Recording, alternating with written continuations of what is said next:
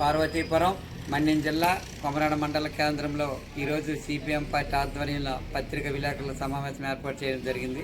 దీనికి సంబంధించి కొమరాడ మండలం గంగరేవలస పంచాయతీ జంజావతికి సమీపంలో స్టార్ ఆగ్రో ఎరువులు కంపెనీ గత 5-6 సంవత్సరాల క్రితం ప్రారంభించడం జరిగింది. దీనికి సంబంధించి ఆ పంచాయతీలో నేటికి 13 వివిధ క్యాన్సర్ వ్యాధితో చనిపోయిన పరిస్థితి ఉంది.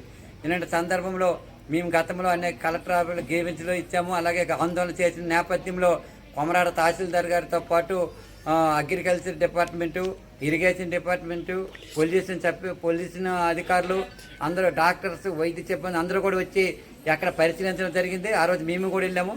పరిశీలించిన నేపథ్యంలో అసలుకి ఏం జరుగుతుంది, అసలు ఈ ఫ్యాక్టరీ వల్ల కలుషితం అవుతుందా, ఫ్యాక్టరీ పక్కన పొలాలు ఉన్నాయి, ఆ పొలాల్లో మోటార్లు ఉన్నాయి, దీనివల్ల నీరు కూడా కలుషితమై క్యాన్సర్ వస్తుందనే అభియోగం ఆ గ్రామ ప్రజలందరూ కూడా వ్యక్తం చేశారు.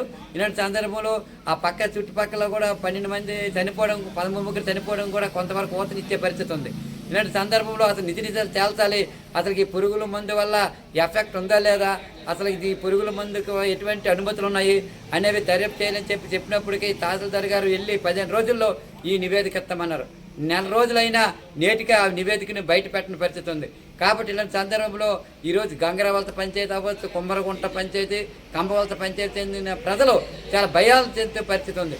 కాబట్టి ఇప్పటికైనా ఆ స్టార్ అగ్రో ఎరువుల కంపెనీలో అనుమతులు సక్రమంగా ఉన్నాయి, ఎటువంటి ప్రమాదం లేదు, లేకపోతే ప్రమాదం ఉందా అనే విషయాన్ని వెంటనే దర్యాప్తు చేపట్టి పూర్తిగా బయటపెట్టి ఈ పంచాయతీ ప్రజలకు భరోసా కల్పించాలని చెప్పి మేము ఇప్పటికే సిపిఎం పార్టీ డిమాండ్ చేస్తున్నాం. గతంలో ఆందోళన చేశాము. ఇప్పటికైనా ఈ సమస్య పరిష్కారం చేయకపోతే మళ్ళీ పార్వతీపురం మన్యం జిల్లా కలెక్టర్ గారికి గ్రీవెన్స్లో ఫిర్యాదు చేస్తామని చెప్పి తెలియజేస్తున్నాం. కాబట్టి తహసీల్దార్ గారు 15 రోజుల్లో చెప్తామన్న నివేదిక ఏమైంది, కాబట్టి 4 రోజులైనా పట్టించుకోవాలని పరిస్థితి ఉంది. కాబట్టి వెంటనే ఈ నివేదికను బయటపెట్టి ఈ పంచాయతీ ప్రజలకు అన్ని విధాల భరోసా కల్పించాలని చెప్పి మేము సిపిఎం పార్టీ ఆధ్వర్యంలో డిమాండ్ చేస్తాం.